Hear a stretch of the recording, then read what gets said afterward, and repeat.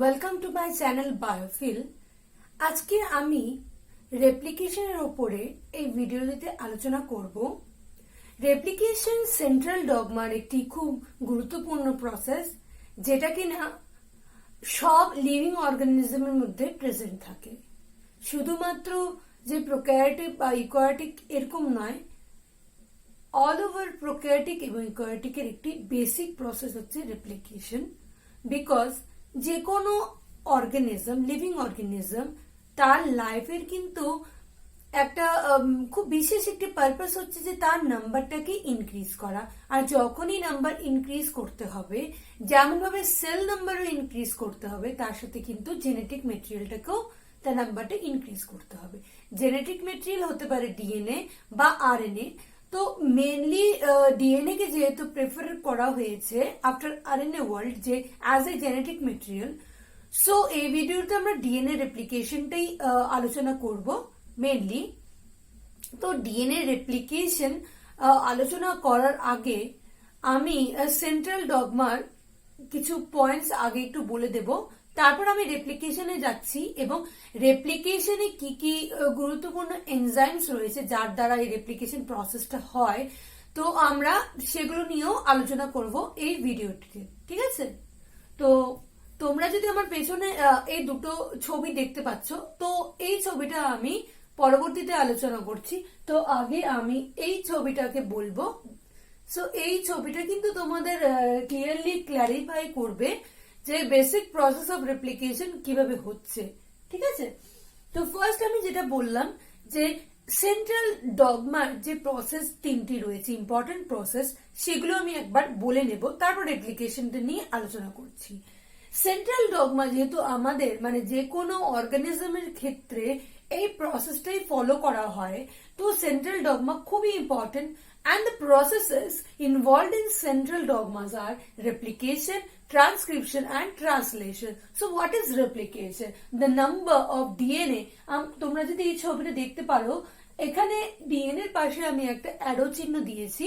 That means DNA is amplified, so that process is known as replication. তাহলে আমরা একটা idea পেলাম রেপ্লিকেশনের ক্ষেত্রে যে ডিএনএ যদি তার নাম্বারটাকে ইনক্রিজ করে তাহলে সেটা হচ্ছে replication.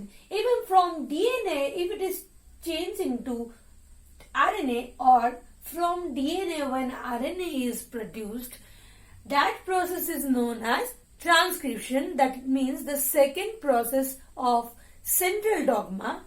Next and the last process of central dogma is translation. That means the formation of protein from RNA is known as translation. So, the three basic processes of central dogma are important for us. That means not only human being, for all living organism. ঠিক আছে? তো central dogma তিনটে process আমি বলে দিলাম। যেহেতু পরবর্তীতে আমি আরো ভিডিও আপলোড করলে অবশ্যই এই ট্রান্সক্রিপশন এবং ট্রান্সলেশন নিয়ে বিশদে আলোচনা করব ডিটেইলে। তো আজকে আমরা central dogma first process, that means the replication. So I'll discuss replication in this video. Then let's start the replication process. এখানে যদি তোমরা একটা ছবিটা দেখতে পারো, তো এই ছবিটা হচ্ছে যে তোমরা জানো ডিএনএ ডাবল হেলিক্স দুটো ডিএনএ, এখানে নামে লেখা আছে প্যারেন্ট ডিএনএ। সো এই দুটো কিন্তু প্যারেন্টাল ডিএনএ। ঠিক আছে? এই দুটো প্যারেন্টাল ডিএনএ স্ট্র্যান্ডস রয়েছে। একটি ডিএনএ যার দুটো স্ট্র্যান্ড থাকে, because it is double stranded. That is why যখন রেপ্লিকেশন স্টার্ট হয় তখন এই প্যারেন্টাল ডিএনএ স্ট্র্যান্ড দুটোকে দেখে new progeny strand will be synthesize. তার মানে অ্যাজ এ টেমপ্লেট এই প্যারেন্টাল ডিএনএটা কিন্তু সার্ভ করে নিজেকে। এবার যখনই এই সিনথেসিস স্টার্ট হয়, সেই ক্ষেত্রে কিন্তু দুরকম ভাবে এই নিউলি সিনথেসাইজ ডিএনএটা তৈরি হয়। ঠিক আছে? কি হচ্ছে সেক্ষেত্রে আমরা একটু দেখবো। এই ক্ষেত্রে যখন দুটো স্ট্র্যান্ডই অ্যাজ এ টেমপ্লেট সার্ভ করছে নিজেকে, তো একটা স্ট্র্যান্ড যদি তোমরা নিচের স্ট্র্যান্ডটা দেখো, ফার্স্ট দেখতে পারবে যে direction of replication is this way. That means from 5 prime to 3 prime. Direction of synthesis always 5 prime to 3 prime for DNA replication. ঠিক আছে? তো যেহেতু এই এনটা এখানে 5 প্রাইম, তো it will be synthesized as continuous strand, মানে এখানে কোনো কিন্তু ব্রেক থাকবে না। Easily 5 prime to 3 prime end পাচ্ছে এবং with the help of enzymes new strand তৈরি হবে এক্ষেত্রে। ঠিক আছে, কিন্তু জাস্ট অপোজিট আমরা যদি উপরের স্ট্র্যান্ডটাকে দেখি, এই ক্ষেত্রে কিন্তু উল্টোটা, এক্ষেত্রে কিন্তু নিউলি সিনথেসাইজড স্ট্র্যান্ড কিন্তু 5 প্রাইম এন্ড পাচ্ছে না, এক্ষেত্রে কিন্তু স্টার্টিং হচ্ছে 3 প্রাইম এন্ড থেকে, তাই না? তাহলে কি এটা এইভাবে কন্টিনিউ সিনথেসিস হতে পারবে? পারবে না। তো এই ক্ষেত্রে এই স্ট্র্যান্ডটার যে স্পেসিফিক ক্যারেক্টারিস্টিক থাকে সেটা হচ্ছে ফার্স্ট, এই স্ট্র্যান্ডটা ডিসকন্টিনিউয়াসলি সিনথেসাইজ হবে এবং এদিকে যদি রেপ্লিকেশন ডিরেকশন থাকে তাহলে এটা কিন্তু সিনথেসিস এভাবে উল্টো পথে যেতে থাকবে, ডিরেকশন এদিকেই থাকবে কিন্তু এটা আজ এ ছোট ছোট ডিএনএ স্ট্র্যান্ডের ছোট ছোট পার্ট গুলো সিনথেসিস হবে 5 প্রাইম টু 3 প্রাইম, মানে নর্মালি এটা এই ডিরেকশনে যাচ্ছিল, বাট এই ক্ষেত্রে synthesis 5 prime to 3 prime 5 prime to 3 prime এভাবে হতে থাকবে, ডিসকন্টিনিউয়াসলি সিনথেসিস হবে, just opposite direction of that continuous strand. মানে কন্টিনিউয়াস স্ট্র্যান্ডের সিনথেসিসের জাস্ট উল্টো ভাবে ডিসকন্টিনিউয়াস স্ট্র্যান্ডটা রেপ্লিকেশনের ক্ষেত্রে হবে। এবার কন্টিনিউয়াস স্ট্র্যান্ডের কিন্তু একটা নাম রয়েছে, এর নাম হচ্ছে লিডিং স্ট্র্যান্ড। কি হচ্ছে? কন্টিনিউয়াস ভাবে যে স্ট্র্যান্ডটা সিনথেসিস হচ্ছে নিউ ডিএনএ স্ট্র্যান্ডটার নাম হচ্ছে লিডিং স্ট্র্যান্ড, অ্যান্ড ডিসকন্টিনিউয়াস ভাবে যে স্ট্র্যান্ডটা তৈরি হচ্ছে তার নাম হচ্ছে lagging strand, and other name of lagging strand is known as Okazaki fragment. Okay, so there are alternative name for Okazaki fragment, that is lagging strand. যেহেতু ছোট ছোট ফ্র্যাগমেন্ট হয়ে এই ডিএনএটা সিনথেসিস হচ্ছে, এই জন্য এই স্ট্র্যান্ডের নামটা হচ্ছে ওকাজাকি ফ্র্যাগমেন্ট। এই ছোট ছোট ডিএনএ ফ্র্যাগমেন্ট গুলোকে ওকাজাকি ফ্র্যাগমেন্ট বলে যায়। ঠিক আছে, তো এইভাবে ডিএনএটা রেপ্লিকেশন হয়, মানে from 1 DNA helix number will be increase two 2, মানে এখানে একটা প্যারেন্টাল ডিএনএ থেকে নিউ দুটো কিন্তু স্ট্র্যান্ড তৈরি হচ্ছে। যেহেতু সেমি কনজারভেটিভ মোডে হচ্ছে আমাদের রেপ্লিকেশনটা হয়, মানে not only us along with all living organism, তো এই ক্ষেত্রে কিন্তু যে দুটো স্ট্র্যান্ড তৈরি হবে, এবার যদি সেলটা ডিভাইড করে যায় তাহলে কিন্তু ওপরে দুটো, মানে including one parental strand and one newly synthesized strand, that because the mode of replication is semi conservative, মানে one parental strand and another newly synthesized strand কিন্তু প্যাকড হবে অ্যান্ড অ্যানাদার সেলে চলে যাবে। মানে এই পোর্শনটা একটা সেলের ভিতরে যাবে, আর এই যে আরেকটা দুটো কিন্তু ডাবল হেলিক্স দুটো যে স্ট্র্যান্ড রয়েছে নিউলিসিনের, এই দুটো আরেকটা সেলে চলে যাবে। তো তাহলে মিক্সচার হয়ে যাচ্ছে। কেমন হয়ে যাচ্ছে ব্যাপারটা? তাহলে ব্যাপারটা হচ্ছে একটা প্যারেন্টাল স্ট্র্যান্ড থাকবে যে টেমপ্লেট হিসেবে কাজ করছে, এবং আরেকটা থাকবে newly synthesise DNA molecule. Clear? তো এভাবেই কিন্তু রেপ্লিকেশনটা হয়। আমরা পরবর্তীতে জেনে নেব এই যে টোটাল রেপ্লিকেশন প্রসেসটা হচ্ছে, এর মধ্যে কিন্তু অনেক ডিএনএ রেপ্লিকেশনের ক্ষেত্রে অনেক কিন্তু এনজাইম ইনভলভ থাকে, এবং সেই এনজাইম গুলোর এক একটার ফাংশন কি সে ফলো করো। তাহলে এখানে এনজাইমের নামগুলো আমি বলে দিয়েছি, যেগুলো যে ডিএনএ রেপ্লিকেশনের ক্ষেত্রে ইম্পর্টেন্ট রোল প্লে করে, এবং সেই রোলগুলো কি কি আমি বলবো একবার। প্রথমে আমি এনজাইমের নামগুলো বলে দিচ্ছি।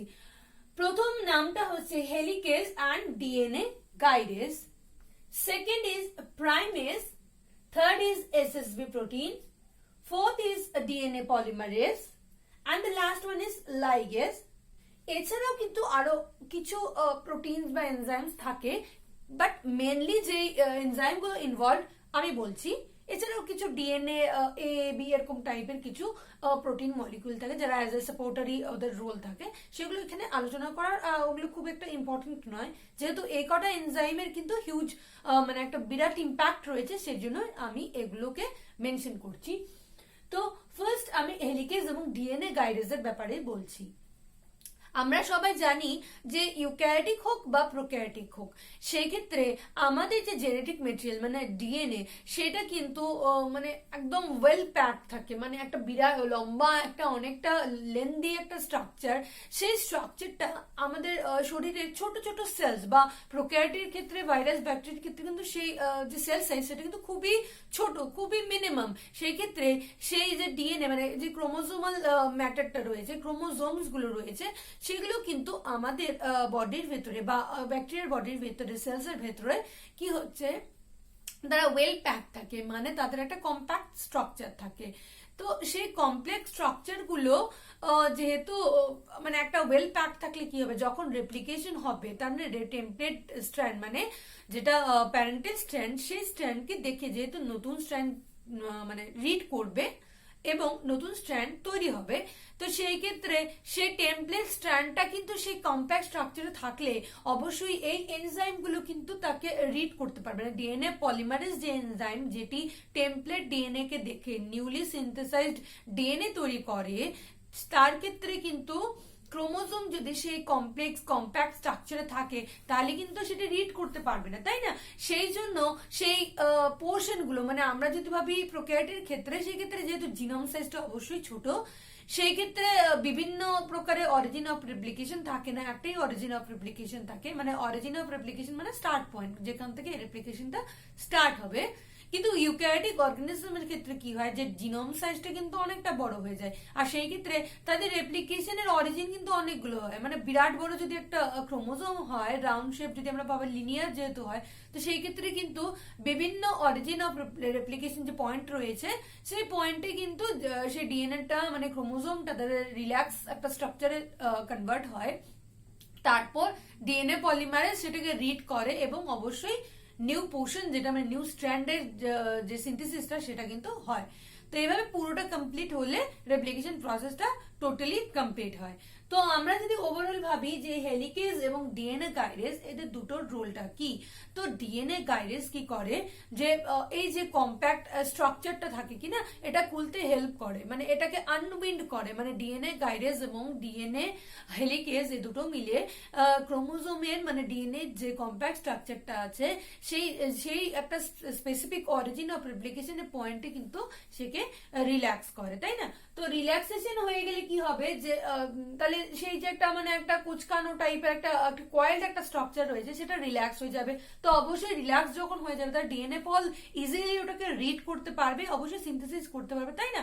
তো যখনই সেই সার্কুলার কয়েল কম্প্যাক্ট স্ট্রাকচারটা রিল্যাক্স হয়ে গেল, তো একটা একটা টর্শনাল ফোর্স ক্রিয়েট হয় তার নিয়ার বাই যেই পোর্শন গুলো খোলেনি, বিকজ ধীরে ধীরে এনজাইমটা মুভ করবে এবং সেই যে স্ট্র্যান্ড গুলো আছে সেই রিড করবে এবং সেটাকে দেখে নতুন স্ট্র্যান্ড তৈরি করবে, তাই না? তো পুরোটা তো একবারে খুলে যাচ্ছে না, অল্প অল্প করে খুলছে, অল্প অল্প করে রিড হচ্ছে, সিনথেসিস হচ্ছে, এভাবে ধীরে ধীরে ধীরে ধীরে অ্যাপ্লিকেশনটা এগিয়ে যায়, তাই না? তো যখনই যে পোর্শনটা খুলে গেল, কম্প্যাক্ট স্ট্রাকচারটা খুলে গিয়ে রিল্যাক্স স্টেটে এসে গেল, বাট নিয়ার বাই জায়গাটা কি হয়, প্রেশার একটা ক্রিয়েট হয়, তাই না? তো এই প্রেশারটা কিন্তু রিল্যাক্স করবে এই ডিএনএ গাইডেজ এনজাইমটা। তাহলে হেলিকেজ কি করবে, আনউইন্ড করবে, মানে কম্প্যাক্ট স্ট্রাকচারটাকে রিল্যাক্স স্ট্রাকচার করবে এবং the torsional force will be relaxed by DNA গাইডেজ। ঠিক আছে, এবার নেক্সট আসবে প্রাইমেজ এনজাইম। সেকেন্ড, প্রাইমেজ এনজাইমের কিন্তু ভীষণ বড় একটা ভাইটাল রোল রয়েছে। সেটা কি, যে যদি আমরা এই স্ট্র্যান্ডটাকে দেখি, তো সাডেনলি এখান থেকে একটা মানে আমরা প্যারেন্টাল স্ট্র্যান্ডের একটা এন্ড থাকলো, তাই না? তো ডিএনএ পল তো নিউক্লিওটাইড গুলো অ্যাড করবে দেখে, তাই না? তো শূন্য তো আর যে সেই জিনিসটাকে অ্যাড করতে পারেন না, তাই না? এটা হোল্ড করার কিছু থাকবে, সেই হোল্ডটা কি করবে, প্রাইমেজ এনজাইম একটা ছোট্ট একটা আরএনএ সিনথেসিস করবে, ছোট্ট একটা পোর্শন সিনথেসিস করবে এবং ইটস লাইক মানে কেমন, যে কোনো একটা দরজাকে আমাকে লাগাতে হলে একটা সিটকেনি দরকার, একটা কিছু একটা ক্লিপ দরকার, কিছু দরকার, সো সেটাকে ধরে রাখার জন্য একটা জিনিস দরকার। তো আরএনএ প্রাইমার যেটা প্রাইমেজ সিনথেসিস করবে, সেটার এন্ডে সেই ডিএনএ পল কি করবে, টেমপ্লেট স্ট্র্যান্ডটাকে দেখবে এবং নিউক্লিওটাইড গুলো অ্যাড হতে থাকবে, ঠিক আছে? এন্ড অ্যাট লাস্ট যখন টোটালটা দেখে কমপ্লিট হয়ে যাবে, তো এই প্রাইমেজ এনজাইমটা কিন্তু রিমুভ হয়ে যাবে। সেটা কিন্তু আরএনএস যদি ভাবি যে আরএনএস দিয়ে সেটা কিন্তু ডিগ্রেড হয়ে যায় এবং রিমুভ হয়ে যায়, ঠিক আছে। তো প্রাইমেজ এর ফাংশনটা আমি বললাম। Next is SSB protein. এবার SSB protein, full form of SSB protein is single standard binding protein. এখন এটার রোলটা কি, তাই না? তো ধীরে ধীরে যখন এই হেলিকেজ গাইডেজ ধীরে ধীরে কমপ্লেক্স স্ট্রাকচারটাকে ধরো এভাবে লেগে আছে এটা, এবার ধীরে ধীরে জিনিসটাকে খুলে দিচ্ছে, তাই না? তো কি হয়, ডিএনএ এর মধ্যে কিন্তু একটা অ্যাট্রাকশন ফোর্স থাকে, বন্ডিং ফোর্স থাকে, যে খুলে গেলে কিন্তু আবারও ধীরে ধীরে ধীরে ধীরে কিন্তু আবার কিন্তু হাইব্রিডাইজ করে যেতে পারে, তাই না? তো যাতে এটা কিন্তু মানে এনজাইমটা খুলে দিয়ে চলে গেল, তো কিছুক্ষণ তো এটাকে এইভাবে থাকতে হবে যতক্ষণ না সিনথেসিসটা কমপ্লিট হয়, যতক্ষণ না রেপ্লিকেশন প্রসেসটা কমপ্লিট হয়। তার জন্য কি হয়, দুটো স্ট্র্যান্ডের মধ্যে এসএসবি প্রোটিন গুলো না বাইন্ড করে যায়। ইটস লাইক মানে ধরো দরজা আটকাতে গিয়ে কিছু একটা মাঝখানে কিছু দিয়ে দিলাম, তাই না? ধরো এই দুটো হাত এভাবে লেগে যাচ্ছে, এবার নর্মালি যদি কিছু না থাকে তাহলে আমি মাঝখানে এই জিনিসটা দিয়ে এভাবে আটকে গেল। তাহলে SSB protein is like this scale. এরকম দুটো স্ট্যান্ডের মধ্যে এসএসবি প্রোটিন কিন্তু লাগানো থাকে। তার ফলে কি হয় যে ওরা কিন্তু হাইব্রিডাইজ হয় না, তারা কিন্তু সেপারেট অবস্থাতে থাকে। অবশ্যই রেপ্লিকেশন কমপ্লিট হলে সেই এসএসবি প্রোটিন গুলো রিমুভ হয়ে যায় এবং তারা এগেইন আবার সেই যে কমপ্লেক্স স্ট্রাকচারটা রয়েছে ডিএনএ সেটা কিন্তু আবার গেইন করে। তো এসএসবি প্রোটিন আমি ফাংশনটা বলে দিলাম। Next is DNA polymerase. অবশ্যই ডিএনএ পলিমারেজ নামটা মানেই বোঝাচ্ছে যে পলিমার ফর্মেশন ওর রোল, কাকে কি মানে কোন জিনিসটাকে সে পলিমার করছে। ডিএনএ পলিমারেজ মানে ডিএনএ ডিপেন্ডেন্ট পলিমারেজ, মানে সে টেমপ্লেট ডিএনএটাকে দেখছে এবং নিউক্লিওটাইড অ্যাড করছে এবং নিউ ডিএনএ সিনথেসিস করছে। তো that is why it is DNA polymerase. তো ডিএনএ পলিমারেজের রোল এটাই, সে নিউ সিনথেসিস করে, ডিএনএ সিনথেসিস করে কি টেমপ্লেট ডিএনএটাকে দেখে। তো অলমোস্ট আমি বললাম যে ডিএনএ স্ট্রাকচারটা খুলে যাচ্ছে হেলিকেজ এবং গাইডেজের দ্বারা। হোল্ড করার জন্য একটা জিনিস থাকছে, সেটা হচ্ছে প্রাইমার, আর যেটা প্রাইমেজ এনজাইমের দ্বারা তৈরি হয়েছে। নেক্সট ইজ এসএসবি প্রোটিন, যাতে দুটো স্ট্র্যান্ড আবার একসাথে না আটকে যায়, বন্ড ফর্মেশন না করে, তার জন্য এসএসবি। অ্যান্ড যখন সেপারেট অবস্থাতে রয়েছে দুটো স্ট্র্যান্ডকে দেখে দুটো নতুন স্ট্র্যান্ড তৈরি হচ্ছে, সেটা করছে DNA polymerase. And the last one is ligase. আমি বলবো লাইগেজের কোথায় হচ্ছে ইম্পর্টেন্স, তাই না?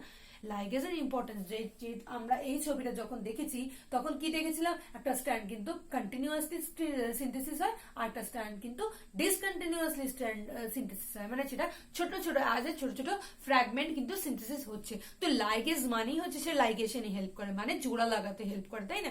তো যদি সেই ছোট ছোট ছোট ছোট ফ্র্যাগমেন্ট হিসেবে হয় তাহলে কি সেটা কন্টিনিউয়াস স্ট্র্যান্ডে হবে না। যখন টোটাল টেমপ্লেট স্ট্র্যান্ডটা কিন্তু সিনথেসিস হয়ে যাচ্ছে তখন তাদের মাঝখানে যে ডিসকন্টিনিউয়াস স্ট্র্যান্ডের মাঝখানে যে গ্যাপগুলো রয়েছে সেগুলোকে ভরাট করছে সেই লাইগেজ এনজাইম। তো যখনই এইভাবে দেখে নিয়ে মানে টেমপ্লেট স্ট্র্যান্ডটাকে দেখে নিয়ে, মানে প্যারেন্টাল দুটো স্ট্র্যান্ডকে দেখে নিয়ে দুটো নিউলি সিনথেসাইজ মানে প্রোটিনের স্ট্র্যান্ড তৈরি হয়ে যায়, তাহলে সে দুটোর মধ্যে কি হবে, আবার তারা কিন্তু একসাথে কয়েল স্ট্রাকচার গেইন করবে এবং যখন রেপ্লিকেশন হয়ে যাওয়ার পরে দুটো নতুন সেল তৈরি হলে সেই সেমি কনজারভেটিভ মোডে, মানে একটা প্যারেন্টাল স্ট্র্যান্ড একটা হচ্ছে নিউলি সিনথেসাইজ স্ট্র্যান্ড, দুটো একসাথে প্যাকড হয়ে নতুন দুটো সেলের মধ্যে তারা ট্রান্সফার হবে। তো এটাই হচ্ছে অল ওভার আমাদের রেপ্লিকেশন প্রসেস, যে কিভাবে হচ্ছে এবং এনজাইমগুলো রয়েছে যার দ্বারা এই রেপ্লিকেশন প্রসেসটা কিন্তু হয়। তো অলমোস্ট ইউক্যারিওটিক আর প্রোক্যারিওটিকের মধ্যে এই বেসিক প্রসেসটা একই থাকে, জাস্ট সাইজ ইজ ডিফারেন্ট। তো সেই ক্ষেত্রে কিছু কিছু হয়তো এক্সট্রা প্রোটিনস থাকতে পারে এবং অরিজিনাল রেপ্লিকেশন আমি বলেছিলাম যে সেই ক্ষেত্রে অনেকগুলো হয়। ইউক্যারিওটিকের ক্ষেত্রে কিন্তু প্রোক্যারিওটিকের ক্ষেত্রে origin of replication is same, মানে একটাই থাকে, ঠিক আছে।